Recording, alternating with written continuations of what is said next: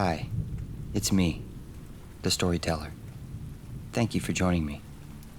Most of my stories on this channel are based on actual events, and some aren't. I'll let you decide if these stories are fiction, or if they're not.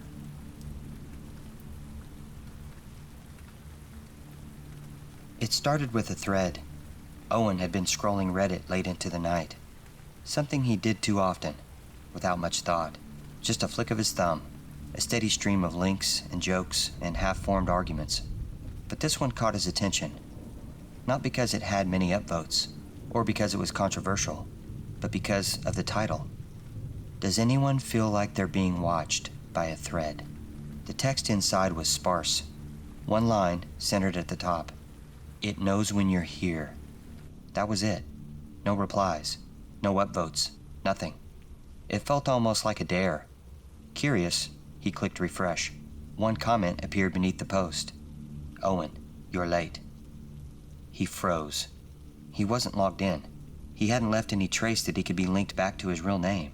His screen name was generic, nothing that could give him away. He refreshed the page again. The comment was still there, unchanged. After a moment, he laughed. Probably a coincidence. Someone trolling. He closed the tab and shut down his laptop. But as he reached to turn off the lamp beside the couch, his phone buzzed. A notification from Reddit.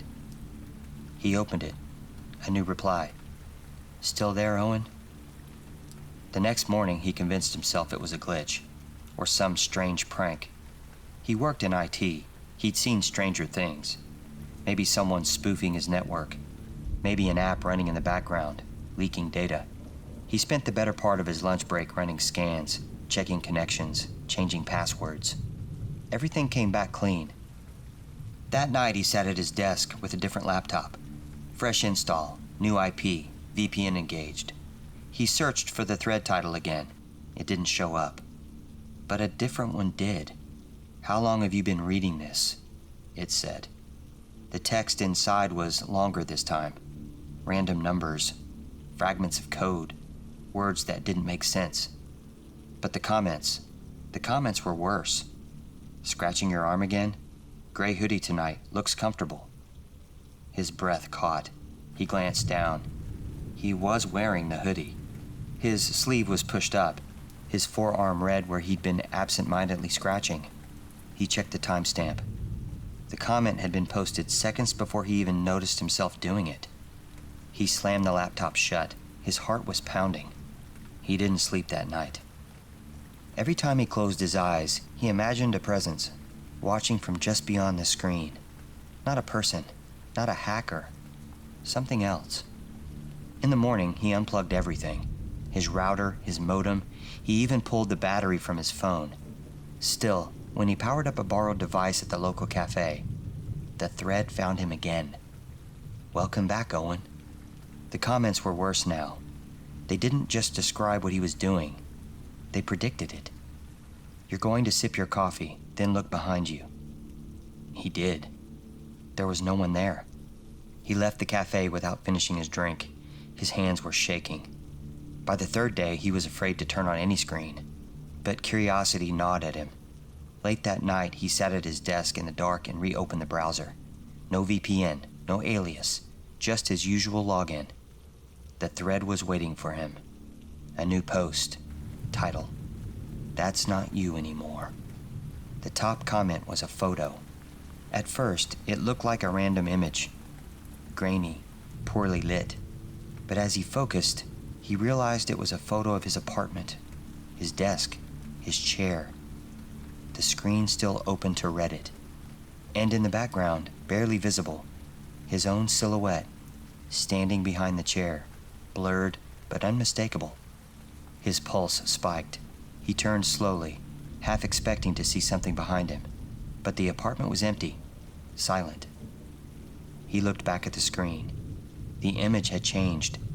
It was now a live feed. He stared at the monitor as his own face looked back at him, expressionless. But the reflection didn't move when he did. He unplugged the computer, yanked the cords from the wall, but the glow remained for a second too long, like the power had been feeding something else. He fled to the bedroom, locked the door, No devices, no screens, just silence. Until the next morning. His phone, powered off the night before, buzzed on the nightstand. A message. No number, no sender. Ready to come back online? Owen tried everything. New accounts, new devices, borrowed laptops, public libraries. Each time, the thread found him. The titles shifted. The comments evolved. It was no longer describing his actions. It was shaping them. One post read, "This is the last one you'll read." The comment beneath, "Don't bother logging out. You're already here." That night he sat in the dark, the screen glowing softly in front of him. He felt something shift in his mind, like a weight he hadn't noticed lifting. He read the final comment aloud. "It's not watching you anymore. You're a part of it now." The next morning, a user browsing Reddit found a thread titled, "Does anyone else feel like they're being watched by a thread?" The text was a single line. "It knows when you're here." They clicked on it. The comments were empty at first. Then, one by one, replies appeared. "Welcome back. Don't worry. You'll get used to it." The thread title updated in real time. Now, it bore their name.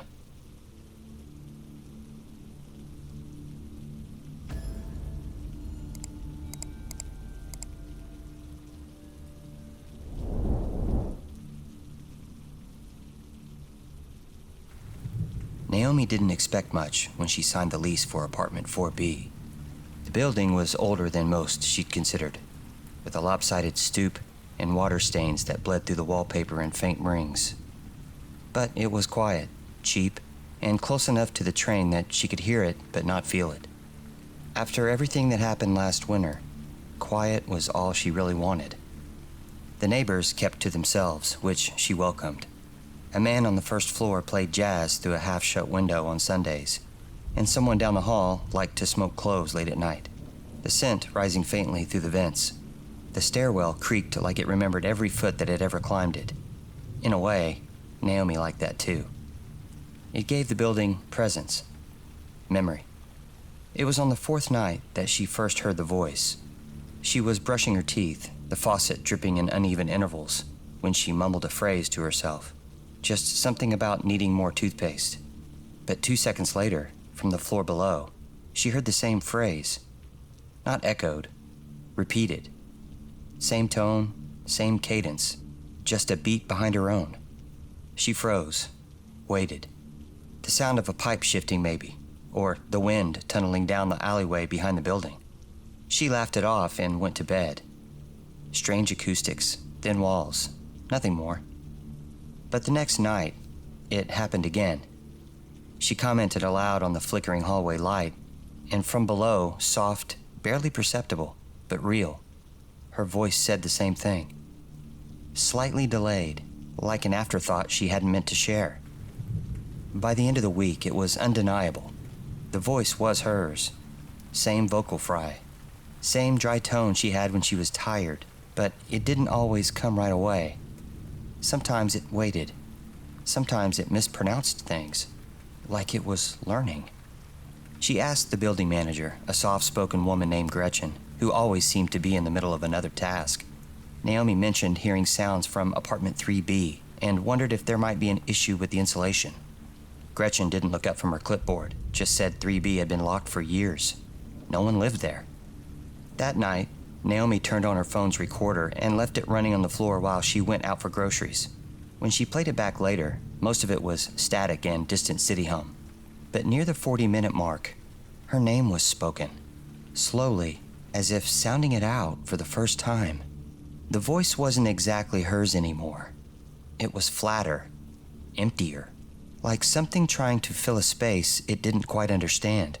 She tried to ignore it, slept with music on, though it only made her more aware of the quiet moments in between. She thought about breaking her lease, looked at other places online, but every photo looked too bright, too modern, too empty. The following week, she received mail addressed to someone else. M. Warren, apartment 3B. The envelope was old, yellowed at the corners, the postmark dated nearly 10 years ago.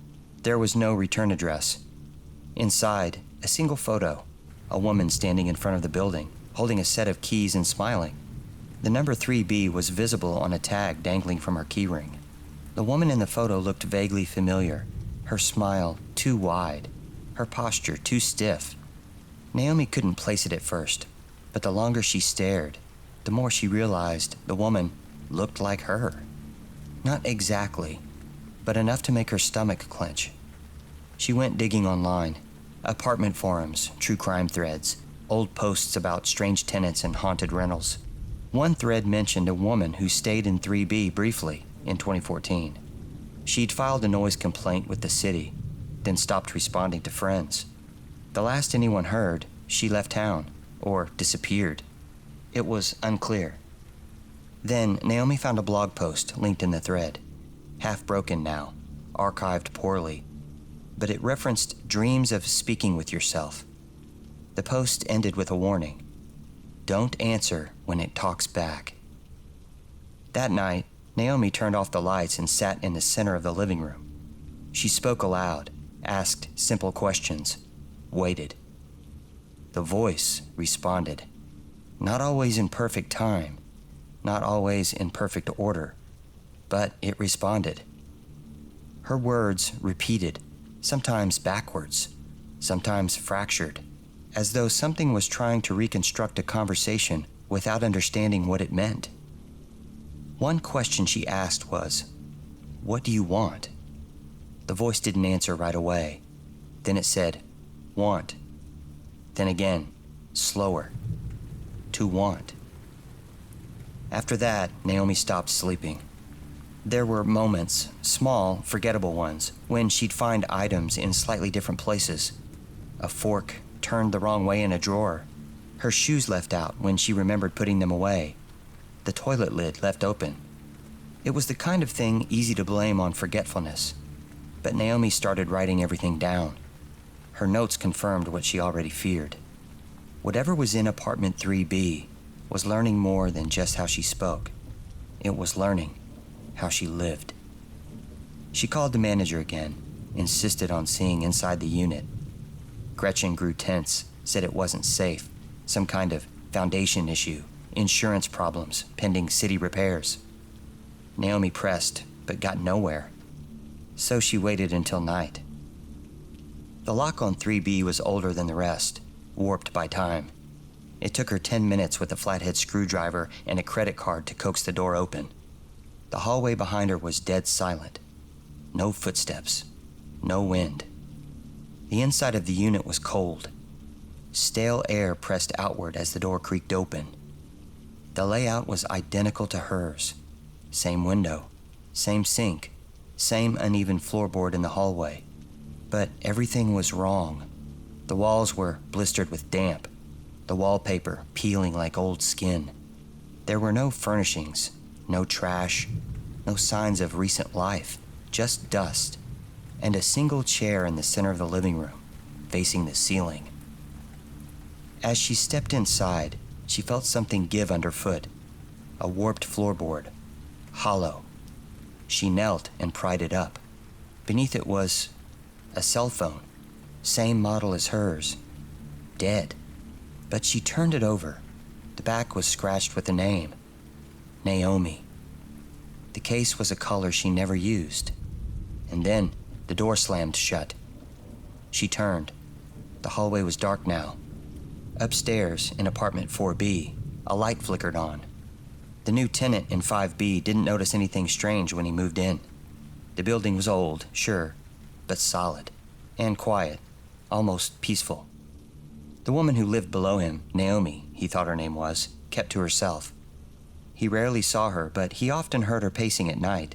Sometimes she talked to herself. Not in the usual way. Her voice always had this lag, like she was responding to something first spoken by someone else. One evening he passed Gretchen in the stairwell and asked about her, just being neighborly. Gretchen blinked, a little confused. Said 4B had been empty for 3 months.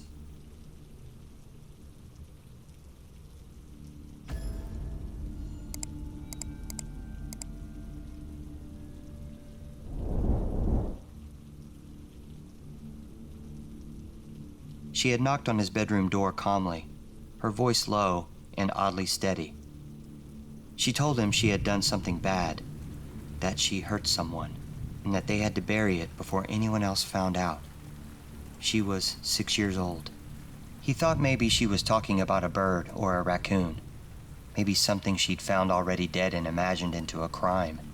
But she insisted, and so he followed, grabbing a flashlight and pulling on his boots in a quiet hour past midnight. She walked ahead of him through the trees behind the shed without fear or hesitation. She led him down a slope he hadn't known existed, into a clearing that seemed, suddenly, unnaturally still. The earth there had been disturbed.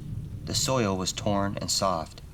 It looked like something had already tried to claw its way in, or out. She pointed to the mound and said again that they had to bury it. He saw the edge of a blanket, tangled and wet, a shape inside. He didn't look too closely. He didn't want to. He did what she asked. He dug the hole. He buried it. She didn't help. She stood nearby, watching with her arms at her sides. When it was done, she shook his hand and led him home, never bringing it up again. Now she was 11, and the bones had been found. It happened just a few hundred yards from where they'd buried the thing, whatever it was. A group of hunters clearing brush near the eastern property line came across the remains. At first, they were dismissed as animal bones, but there was something wrong about the shape. Too long in the limbs, the wrong curve in the ribs, and the skull. The skull didn't look right. The authorities left it at that. He didn't. He hadn't thought about that night in years, had almost convinced himself it was a dream. But now, something was waking up in his memory. Something about the blanket, the weight, the smell of the earth, and how she had known exactly where to go. He started sleeping poorly, then not at all. She began sleepwalking a week after the discovery.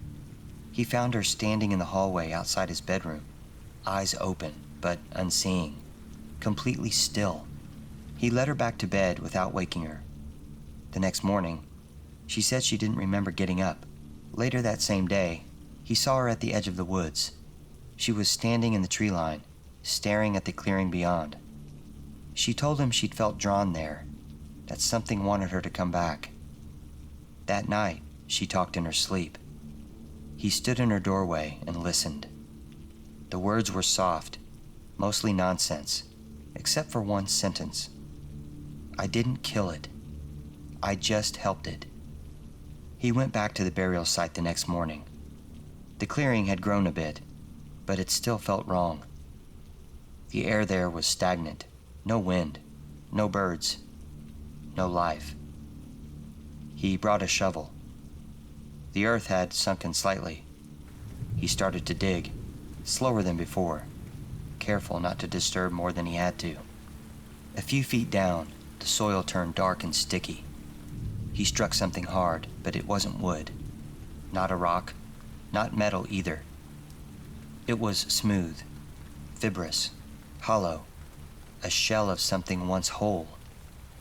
When he cleared the dirt away, he saw some kind of cocoon. Not natural, not made of anything he recognized, slit open down the middle. Empty. Nearby, he noticed a tree whose trunk had twisted unnaturally, bent in the wrong direction, like something had leaned against it for years.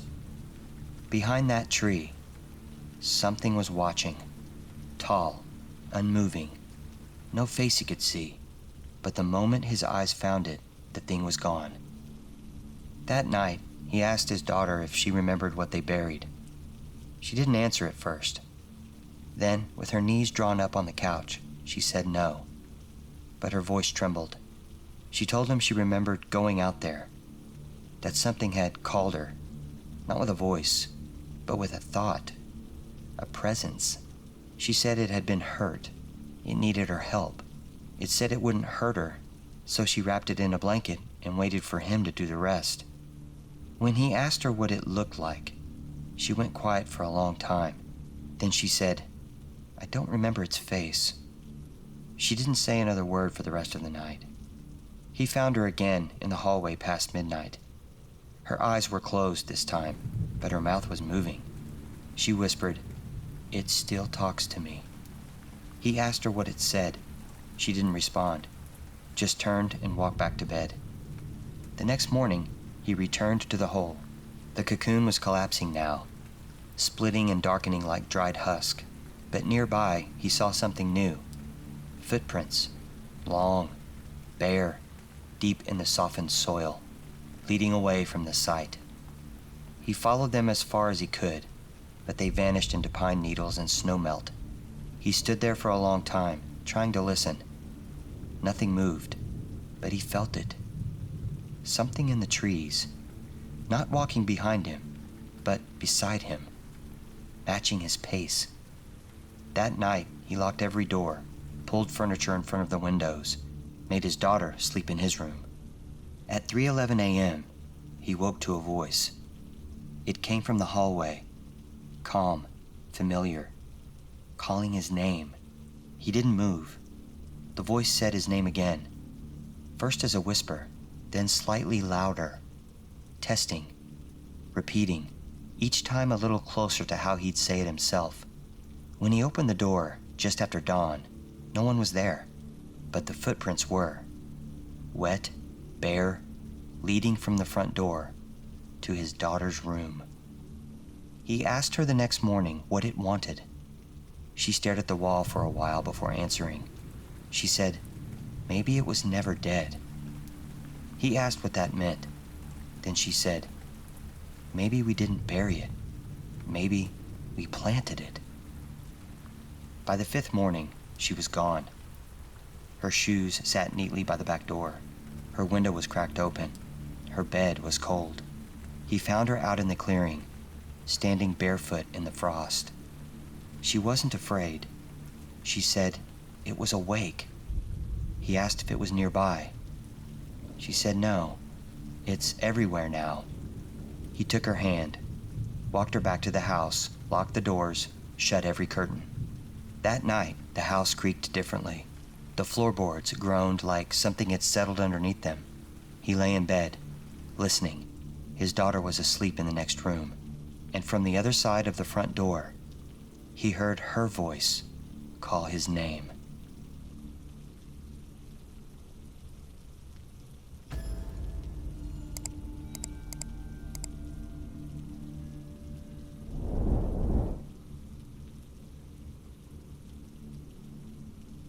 Day 1. They drove through the snow in near silence, the hum of the engine barely masking the tension between them. The trip had been Luca's idea. One last try, he said. A few days in the mountains to remember what it used to feel like. Before the distance. Before the silence.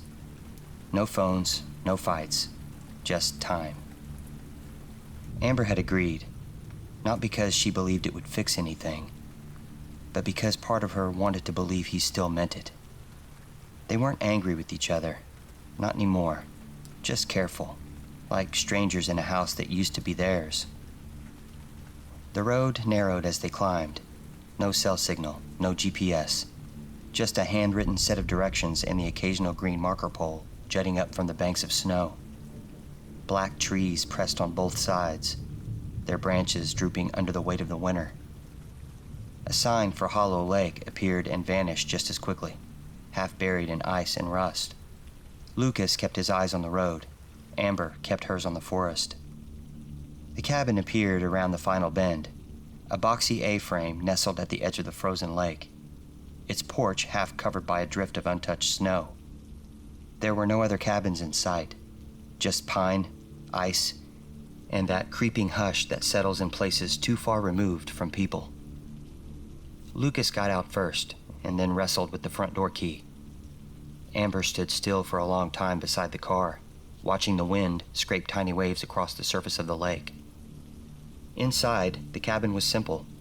Hand-carved dining chairs, a stone fireplace, a few framed photos of long-dead fishermen with frozen smiles and heavy coats. The hearth was cold. The pipes groaned when Lucas tested the sink. Amber didn't unpack. She sat on the edge of the bed for a long time, coat still on, scanning the corners of the room without really seeing them. Lucas brought in wood and started a fire. Then they ate dinner in silence. By nightfall, the sky outside was a smear of dark blue behind the tall windows. No curtains, just glass, and the reflection of the fire flickering behind them. Lucas suggested playing cards. Amber nodded but didn't move. Eventually, she said she was going to bed. Lucas stayed in the living room staring at the fire like it held answers. The silence deepened as the night stretched on. No cars, no owls, not even the sound of branches shifting in the wind. It wasn't fear, not yet. Just a sense that the quiet here had depth to it, like it could listen. Day 2. They spent most of the day outside, circling the edge of the lake in wide, quiet loops. The ice stretched out in every direction, dull under the cloud cover, layered in fresh powder. No tracks but theirs. No birds overhead, just the sound of snow crunching beneath their boots and the occasional creak of settling ice in the distance. Lucas carried a small hatchet, pausing now and then to collect branches near the tree line. He mentioned the firewood pile was running low, but Amber wasn't really listening. She wandered the shoreline with her hands in her coat pockets, pausing to stare into the trees like she was expecting them to shift. She had brought her camera, but never raised it once. At one point, Lucas turned to say something, maybe to point out an animal track, maybe just to fill the silence. But she was already walking away, her figure small against the expanse of snow. They returned to the cabin in late afternoon, each carrying armfuls of wood, breathing heavy from the cold.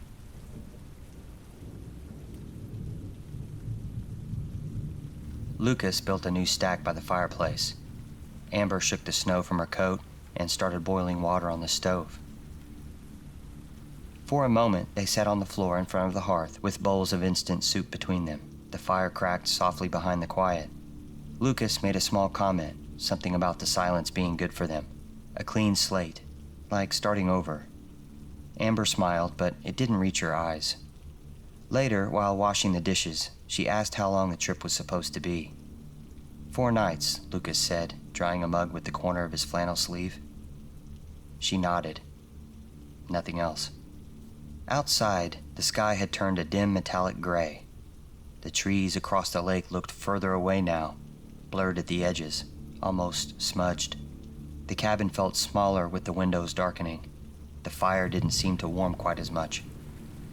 They sat on opposite sides of the room without meaning to. By dusk, the cold had thickened into the glass again. The lake was vanishing into fog, and the trees beyond it looked like figures pressed into the frosted glass. Then came the knock. 3 slow raps against the front door. Not loud, just deliberate, measured, like someone who knew there was no need to rush. Lucas was alone in the living room, half dozing near the fireplace, the light from the flames casting long shadows across the cabin walls. He opened his eyes slowly, unsure if the sound had been part of a dream. The knock came again. He sat up, the blanket sliding from his shoulders. The fire had burned low, just a glow now. The rest of the room was dark, save for the dim blue light bleeding in through the front windows.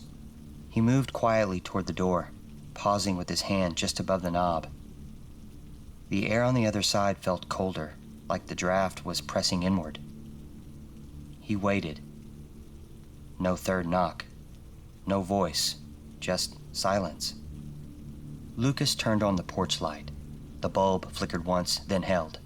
He hesitated, then opened the door. The snow outside glowed faintly under its glare, untouched, smooth as plaster. No footprints, no shifting branches. Nothing but the night and the soft whisper of the wind across the lake. A rush of cold swept in, biting against his bare skin. The porch creaked beneath his feet. He stepped out far enough to lean and peer into the trees, but saw nothing. No movement. He listened for a long moment, then stepped back inside and closed the door. Day 3. He didn't mention it to Amber when she stirred the next morning. Not right away. Only over coffee, when the silence between them grew too noticeable, did he say something about hearing a noise the night before. She glanced at him over the rim of her mug and asked, like what? Lucas shrugged and said it could have been the wind. Just 3 knocks on the door. Amber didn't answer, just set her cup down and opened the fridge. She didn't laugh, didn't call it ridiculous, but she didn't ask any more questions either. Lucas didn't press. He stood up from the table and went outside to chop more wood. When he returned, they made the decision to drive into town. The woodpile was stocked now, and neither of them had the energy for another full day in the cold. Besides, Amber said they needed more coffee. That was the excuse. The nearest town was 20 minutes downhill, one road, winding and sharp at the edges, bordered by snowbanks that had hardened into ice. The place was barely more than a few buildings, a gas station, a post office that looked long abandoned, and a diner with 2 pickup trucks parked out front. They chose the diner. Inside, the heat was dry and artificial. Old plastic booths, a soda machine humming near the back, and a radio playing low behind the counter. The waitress greeted them like she hadn't seen new faces in weeks. She poured their coffee before they ordered anything. Amber asked if a lot of people stayed near Hollow Lake this time of year. The waitress took a beat, then said no, not since the lodge burned down. She didn't explain further. Lucas asked if she ever heard stories of knocking out there. He said it casually with a shrug, like he already knew the answer would be no. The waitress didn't answer right away. She looked between them. Her expression changed, just slightly.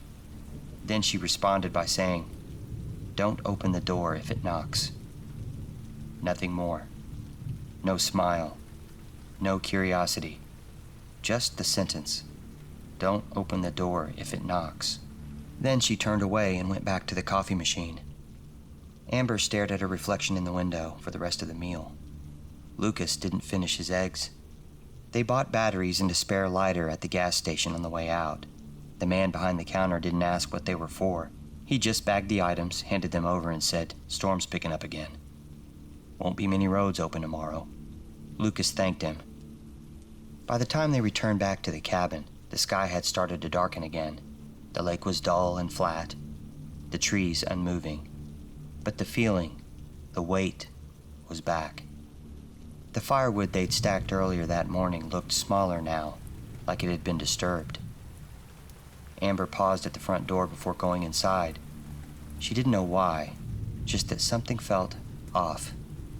By dusk, the lake was vanishing into fog, and the trees beyond it looked like figures pressed against frosted glass. The fire sputtered more than it crackled, and the wood Lucas had chopped burned faster than it should have. Every few minutes, one of them would get up to add more. Neither said anything about it, but the silence between them had changed. Not quieter, heavier. The windows rattled occasionally, but not with the wind. It was more like a deep vibration, as though something beyond the walls had weight and was moving. They turned in early, but neither could sleep. The firelight pulsed faintly down the hallway, and from the bed, Amber watched shadows crawl across the ceiling, reshaped by the light of shifting flames. Sometime after midnight, it knocked again. This time, Amber heard it too. 3 slow knocks. Not frantic, not loud, just steady, like a metronome that had been counting down from the start. She sat up, pulse already racing. She didn't call out, just listened. In the living room, Lucas was already awake. He'd heard it too. The front porch light flickered on, automatically this time, as if triggered. Snow lit up under the bulb, just like before. Lucas stood near the door, staring through the peephole. Then he stepped back, turned, then 3 more knocks from the back of the cabin. Amber was standing now in the hallway. There were no back steps, no porch, just snow against a bare rear wall, and pine trees beyond that. The knock came again. Slower now. From the far wall, 3 dull thuds. Then again. This time on the side window, the one overlooking the tree line. as if whatever it was had circled the entire house without making a sound in the snow. Amber stepped into the living room, her voice barely above a whisper. She asked Lucas not to open it. Lucas was already at the door, hand on the knob. Then the knock came again, closer. Amber touched his arm, stopping him. They stood there for a long time. The silence outside grew absolute. Lucas stepped away. Neither of them slept. By morning, the fire had gone out. The cabin felt colder than it had since they arrived. Day 4. The next day was pretty uneventful. They still had enough firewood stacked from the day before. The day felt long. Lucas and Amber's conversation always felt like a transaction. Lucas pretended to be interested in the small collection of books on the shelves. That night, they tried to go to bed early, but the air in the bedroom felt wrong, like someone else had been in there first. Amber lay awake with her eyes open, watching the ceiling. Lucas sat in the living room sharpening the hatchet with slow, deliberate strokes. He wasn't sure why, just that it felt necessary. Then, at 2:17 a.m., the knock came again. 3 slow raps. Front door. They waited. 3 more. This time at the back. Then the side wall. Then the bedroom door. Lucas stood. Amber was already in the hallway. They didn't speak. The knocking resumed. Now it came from all sides at once. Slow, measured, rhythmic, as if surrounding them, as if waiting. And then a voice. Quiet, right at the door.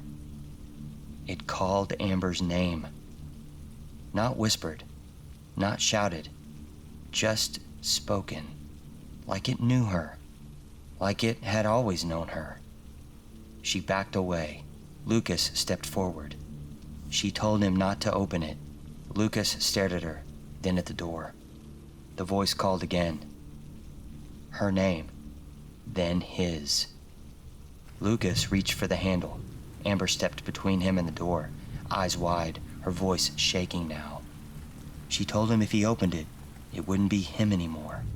It wouldn't stop at him.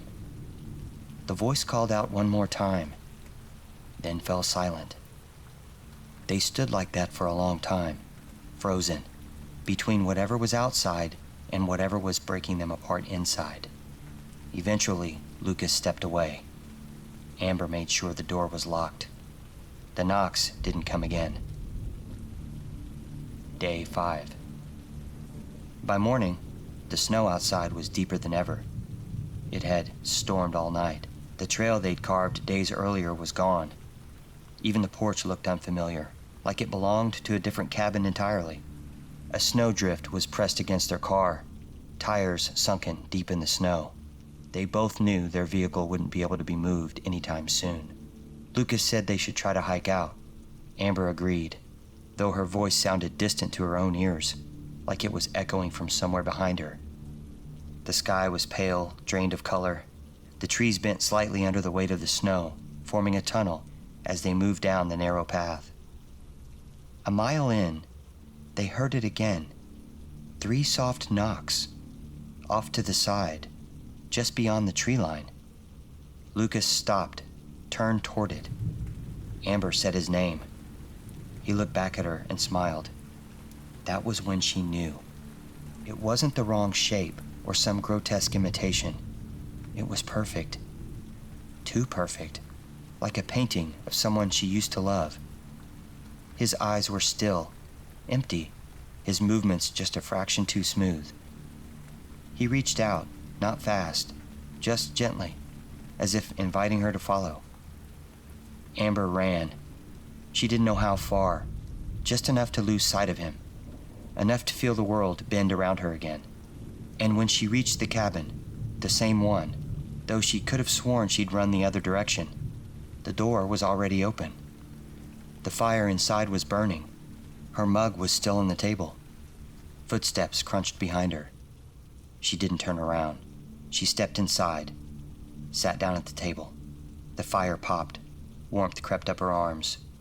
Something inside her relaxed. And when the footsteps reached the doorway and she heard her name spoken again, she smiled.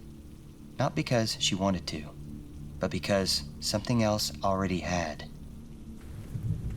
Epilogue. 2 figures walked down the slush-lined road into town, a man and a woman, bundled in winter coats, their boots caked in snow. They moved in sync, turned their heads the same way when cars passed, smiled the same smile when strangers nodded hello. They gave names, said they'd stayed at a cabin by the lake, just needed a jump, maybe a ride to the next station. Nice people, grateful. No one questioned them. They looked normal enough, but if you watched them closely, really watched, you'd notice something strange. The way their smiles lingered too long, the way they spoke, like they'd practiced it, and the way they always paused, just briefly, when someone knocked. If you enjoyed these stories, please consider subscribing to the channel. Give it a like, a comment, and maybe a share. But if you didn't like the stories, maybe share it with someone you don't like. In any case, I'm glad you stuck around to the end.